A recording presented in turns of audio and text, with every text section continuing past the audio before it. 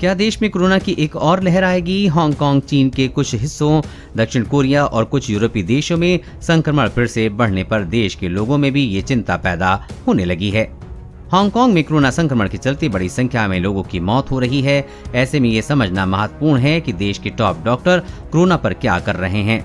डॉक्टरों का साफ कहना है कि जल्द ही देश में कोविड संक्रमण बढ़ने के आसार नहीं है। जनवरी 2020 में केरल में पहला मामला सामने आने के बाद अब तक देश के कोरोना की 3 बड़ी लहरों का सामना कर चुका है। इस समय पॉजिटिविटी रेट 1% से भी कम है और 2500 से 3000 के बीच डेली केस आ रहे हैं। भारत में कोरोना की लहर नहीं आएगी। एम्स के पूर्व डीन और इम्यूनोलॉजिस्ट डॉक्टर एन.के. मेहरा ने कहा है कि हांगकांग में वैक्सीन रेट पर्याप्त नहीं है। इस समय वहां केस बढ़ने और उसके खतरनाक रूप धारण करने की ये सबसे बड़ी वजह हो सकती है। उन्होंने हमारे सहयोगी अखबार TOI से कहा कि भारत अगली कोरोना की लहर को टाल सकता है और इसकी 2 बड़ी वजह हैं। पहला, ज्यादातर भारतीय वायरस के संपर्क में आ चुके हैं और वो स्वाभाविक रूप से इम्यूनिटी हासिल कर चुके हैं।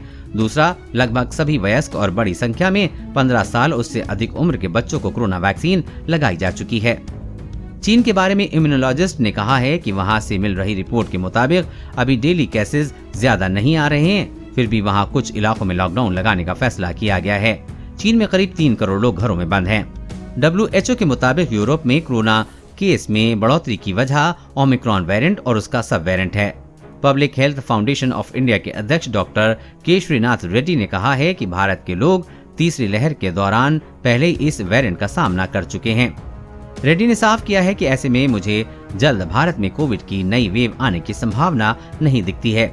हालांकि उन्होंने आगाह भी किया है कि रेड्डी ने कहा कि लोगों को कोविड उपयुक्त व्यवहार को अपनाना चाहिए। खास तौर से सार्वजनिक स्थानों पर लोगों की भीड़ भाड़ वाली जगह पर मास्क पहनना चाहिए और सामाजिक दूरी बनाए रखनी चाहिए।